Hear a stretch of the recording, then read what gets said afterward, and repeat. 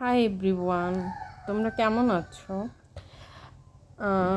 আজকে মা রান্না করেছে হচ্ছে লাউ দিয়ে কি বলে লাউ দিয়ে হচ্ছে তেলাপিয়া মাছ দিয়ে রান্না করেছে। তো আমি যেহেতু গ্রামের বাড়িতে আছি এখন, তো মা মাটির চুলায় রান্না করতেছে।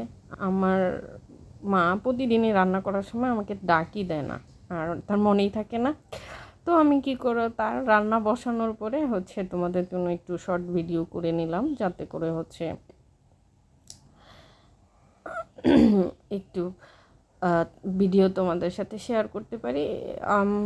কিছুদিন যাবত তো তোমরা জানোই আমি খুব অসুস্থ, যার কারণে হচ্ছে আমি সেভাবে রান্না বাড়া করতেও পারতেছি না, আর ভিডিও করতে পারতেছি না। ওই মা যা রান্না করে সেটারই হচ্ছে মোটামুটি একটা ভিডিও করে তোমাদের জন্য ছাড়ি, যাতে করে হচ্ছে পেজটার রিচটা কমে না যায়। তো একটা পেজ উঠানো তো খুব কষ্ট, অনেক কষ্ট করে এই পেজটা উঠাইছি। তো সেক্ষেত্রে হচ্ছে যদি আমি প্রতিদিন একটা দুইটা ভিডিও না ছাড়ি বা রিল না ছাড়ি, তাহলে হচ্ছে আমার রিচটা কমে যাবে। তো সে কারণে হচ্ছে মা যেই রান্নাগুলো করে ওইগুলারই একটা মোটামুটি ভিডিও এডিট করে, মানে ভিডিও করে তারপরে এডিট করে হচ্ছে ভয়েসটা দিয়ে তারপর আমি ছাড়তেছি। তো তোমরা অনেকেই অনেক রকম কমেন্ট করো যে হচ্ছে মা কীরকম কড়াইয়ের মধ্যে রান্না করে। আসলে আমরা গ্রামের পুয়ার মিডল ক্লাস ফ্যামিলি, তো মা যেরকম রান্না করে আমি সেরকমই ভিডিও করি। আমি কিন্তু অত বড় লোকের মেয়েও না, আর হচ্ছে আমি অত বড় লোকও না যে হচ্ছে আমি খুব ভালো ভালো কড়াই বা ভালো ভালো চুলায় রান্না করব, আবার সেই রকম ভিডিও করব। যদি কোনো দিন হচ্ছে ভালো করে পেজটা তুলতে পারি, তখন দেখা যাবে যে হচ্ছে আমি একটা টাকা ইনভেস্ট করব কি না। এই মুহূর্তে আমি মানে একটা পেজ তোলার জন্য অনেক হাঁড়ি পাতিল কিনে তো হচ্ছে বা চুলা কিনে ভালো করে ভিডিও করা আমার পক্ষে সম্ভব না।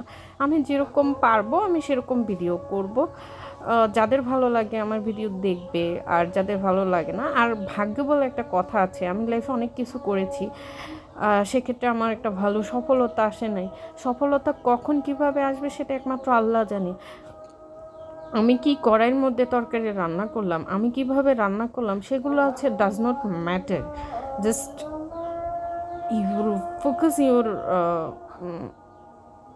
ক্যারিয়ার, বা you can focus your make video and you upload. তো যে তুমি যেটা করবে সেটা তোমার মতো করে করো।